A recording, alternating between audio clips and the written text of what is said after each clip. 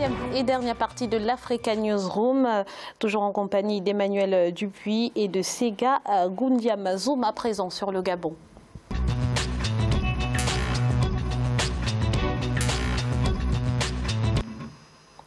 Bouteilles, bouchons, coton-tige, emballages, les plastiques sont les premiers prédateurs des plages. Avec l'aide de bénévoles, une ONG gabonaise a lancé une campagne de nettoyage, une façon pour eux également de contribuer au développement du secteur touristique. On regarde ensemble cet élément de Corinne Kamsefehem, on en parle juste après. Au Gabon, l'activité touristique est menacée par la pollution due à l'activité humaine. Le phénomène est encore plus visible sur les plages côtières. Afin d'y remédier, le réseau gabonais pour l'environnement et le développement ainsi que le ministère de l'Environnement ont organisé des exercices de nettoyage comprenant plus de 300 volontaires qui, toutes les 2 semaines, ramassent, ensachent et pèsent les déchets jonchant la plage de Libreville. Chaque 2 semaines, on est ici, on se retrouve, on est nombreux, on le fait bien. Et puis après, on ne donne rien à personne. On est une ONG, on n'a pas de moyens, on ne donne rien à personne. Alors si on a la possibilité maintenant de donner au moins 100 000 francs aux gens, alors pourquoi ne pas organiser une toute petite compétition en sachant que non seulement ceux qui le font déjà de manière bénévole seront là, ils pourront être encore plus motivés, mais aussi ceux qui ne le font pas déjà. Donc ça nous fait un plus. L'initiative lancée pour la première fois en juin 2018 gagne progressivement en popularité.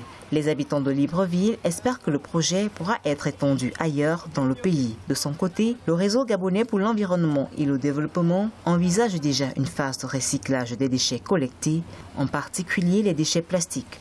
Nous, on souhaiterait bien sûr transformer surtout les déchets plastiques parce que ça constitue une opportunité pour nous. Donc on est en train de travailler, tisser des partenariats à gauche et à droite pour que peut-être dans 1 mois, 2 mois, on puisse transformer ces plastiques ici. Encore très dépendante du pétrole, l'économie gabonaise tend désormais à se diversifier. De telles initiatives d'assainissement pourraient booster le tourisme qui, avec l'agriculture, l'exploitation minière et forestière, constituent des secteurs porteurs de croissance. Monsieur Dupuis, une première réaction, quelle appréciation faites-vous de ce genre d'initiative? C'est une appréciation positive qui d'ailleurs devrait être élargie à l'ensemble des côtes africaines.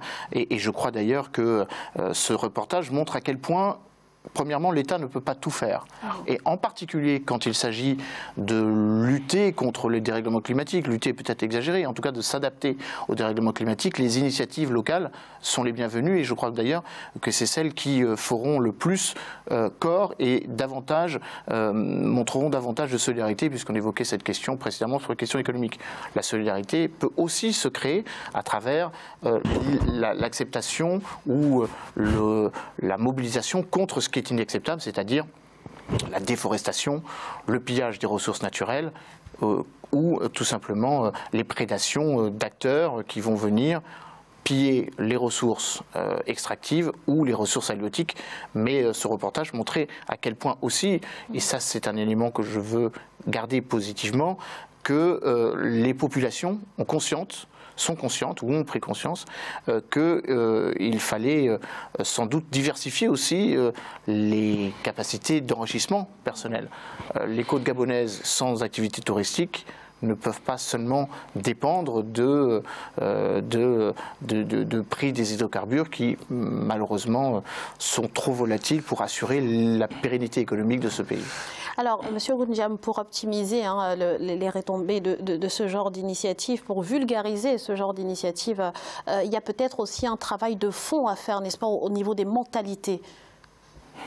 J'ai un biais très économique très souvent. D'abord, ce n'est pas le premier exemple en Afrique en général. L'exemple rwandais est cité régulièrement par les uns et les autres. Tous ceux qui sont allés à Kigali, tous ceux qui sont allés au Rwanda indiquent que les populations se sont impliquées et que c'est un pays qui est devenu très très propre, bon bref, discipliné. Je me discipliné, chacun pourrait interpréter à sa façon. Très discipliné.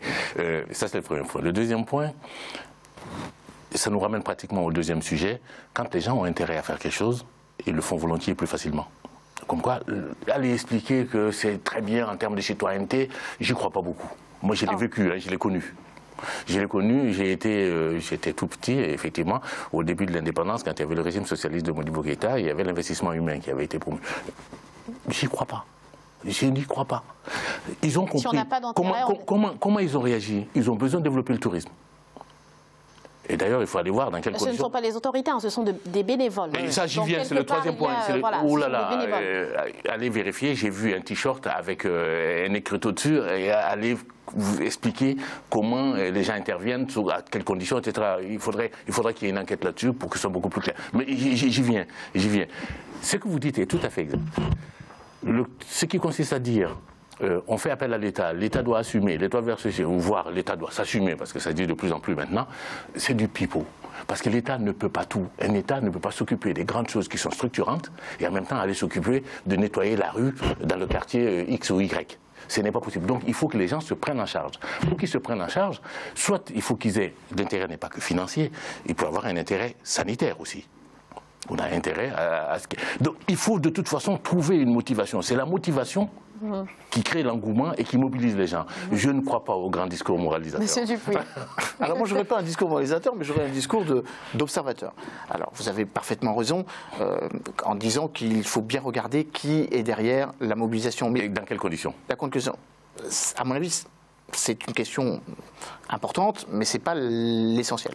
L'essentiel, comme je disais, c'est tenir compte du fait qu'en Afrique comme ailleurs, l'État ne peut pas tout. Oui, ça veut dire qu'il y a entre l'État et les citoyens des corps intermédiaires, les élus locaux, les regroupements régionaux, enfin les organisations, les structures délocalisées. Les structures délocalisées, oui. Ce qu'on appelle l'approfondissement de la décentralisation ou le processus de régionalisation. C'est-à-dire qu'on donne les moyens aux autorités qui ont la charge de la sécurité dans son acception la plus large, sécurité humaine ou sécurité physique, de permettre aux populations de définir dans le cadre de leur vie quotidienne, leur avenir économique, en créant d'ailleurs des filières économiques.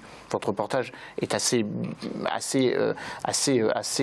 représentatif et montre bien que le développement touristique passe premièrement par une mobilisation des populations qui en bénéficieront en première ligne.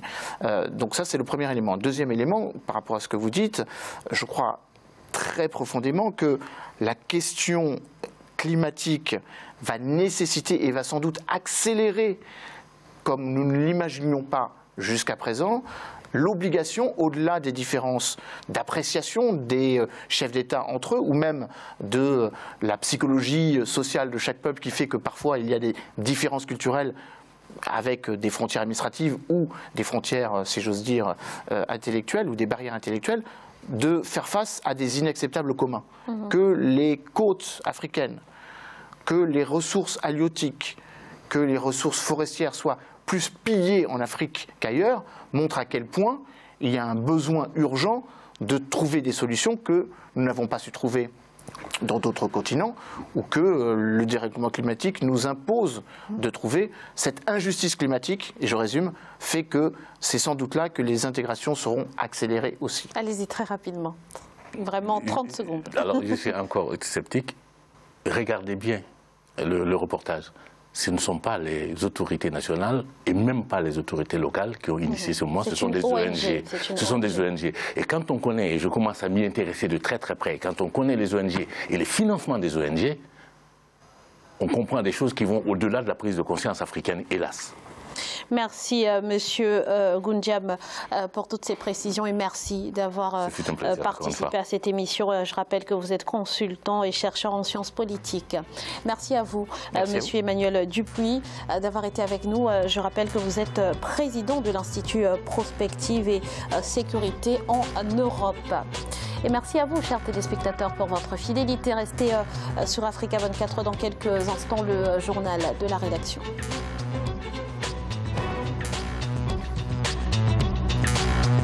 On sait que c'était logique.